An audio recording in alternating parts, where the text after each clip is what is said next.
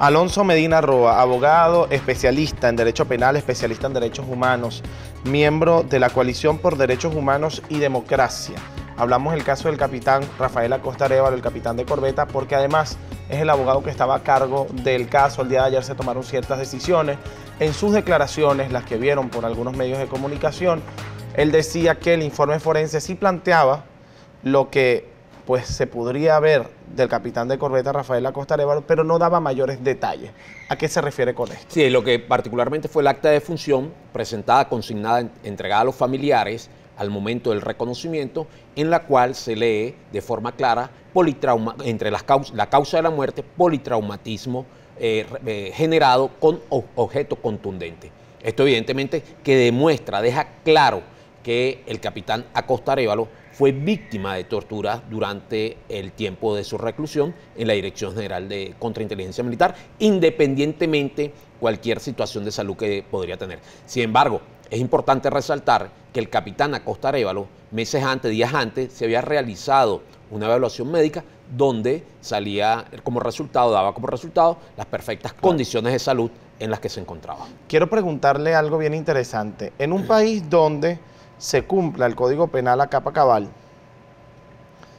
¿cómo sería el proceso? Es decir, ya el capitán Acosta Arévalo murió y luego, ¿qué viene si se descubre que efectivamente hubo tortura, que es lo que usted ha denunciado en reiteradas ocasiones? ¿Cómo sería la cadena de culpables en el cumplimiento del Código Penal como debe ser? Mire, en un país normal, donde exista respeto por los derechos humanos, lo primero que ocurre desde el punto de vista político es la destitución de todo el mando de la Dirección General de Contrainteligencia Militar. Desde el punto de vista de políticas públicas, por llamarlo de alguna manera. Desde el punto de vista jurídico, evidentemente que se detiene y se procesa a todas las personas que de una u otra manera participaron en la detención del capitán Acosta Arévalo, tomando como punto de partida el acta policial que refiere a la detención, tomando como punto de partida el libro de novedades de la Dirección de Contrainteligencia Militar, donde se registra la comisión de funcionarios, quienes integraban la comisión que detuvo al capitán Acosta Arévalo. También se debe tener a todas aquellas personas que, de acuerdo al libro de novedades, el libro donde quedan asentadas todo lo que viene ocurriendo en esa unidad militar, lo reciben y lo mantienen en custodia, así como todos los que tuvieron guardia, o por lo menos se investigan los que cumplieron rol de guardia en todos esos días, esos 8 días. Es una investigación seria.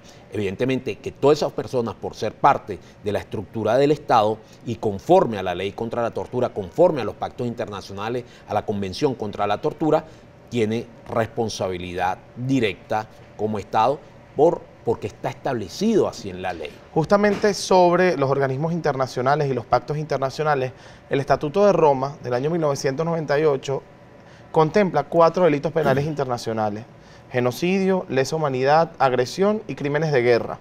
La tortura está incluida dentro de algunos de estos delitos. Y yo le pregunto, ¿cómo procede un organismo internacional o las organizaciones internacionales que contemplan la tortura como un delito en contra de la humanidad en el caso, por ejemplo, de que se descubra que el capitán Acosta Arévalo fue víctima de tortura? Mira, o cómo debieran proceder, porque sabemos que no se puede violar todo lo que es la soberanía, la jurisdicción y todo lo demás, porque ahí tenemos a Omar al-Bashir en Sudán, que gobernó muchísimos años después, además de una orden de captura de la Corte Penal Internacional. Sí. Recordemos que en estos momentos hay un informe preliminar en la Corte Penal Internacional, se están recabando, se están planteando una serie de acciones por parte de diferentes actores en la comunidad nacional e internacional.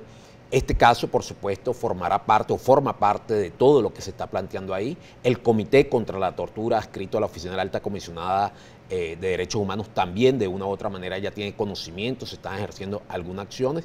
Y yo creo que tarde o temprano, Dios quiera que sea más temprano que tarde, va a haber un pronunciamiento con respecto al caso del capitán Acosta Arévalo, como lo debe haber en el caso de muchas personas que han sido víctimas de tortura. Nos llama la atención algo, que las personas que han sufrido mayores torturas por parte de los organismos de inteligencia son militares. Eso nos llama la atención. Que un organismo que está dirigido por militares es el organismo que tiene mayor denuncia porque han torturado a militares. Es decir, los superiores han torturado a los subalternos o los subalternos han torturado a los superiores. Yo creo que aquí hay un tema de descomposición, un tema de valores, un tema de ética que siempre va a estar vinculado con la tortura, que hay que revisar. Porque, insisto, en esto que lo vengo diciendo desde hace días, las heridas que se están generando con el tema de la tortura en la sociedad venezolana son muy grandes y hay que atenderlas. Hay que atenderlas no para beneficio de un sector político, hay que atenderlas para beneficio de la sociedad en líneas generales. Con este sistema judicial, le pregunto, ¿hay manera de que estos actos no queden impunes? Mire, lo que hemos visto al día de hoy, por ejemplo, con la actuación del Tribunal 36 de Control, particularmente al obstruir la representación de la víctima, ya vemos, ya se dibuja de forma clara cuáles son las intenciones o cómo va a ser el proceso. Nuestro rol, nuestra competencia es insistir, ejercer todos los recursos y actuar de forma contundente a los fines que se determine la verdad de lo ocurrido. ¿Podemos saber cuáles son las intenciones? Mire, las intenciones, cuando tienes un tribunal que te pone obstáculos, cuando tienes un ministerio público que te prohíbe la entrada, que no te atiende, que no dan la cara, evidentemente que ya tú ves que no hay intenciones realmente de hacer justicia en el caso del capitán Acosta Arévalo. Yo creo que aquí, más que atender las órdenes, hay que procurar hacer justicia conforme a la ley.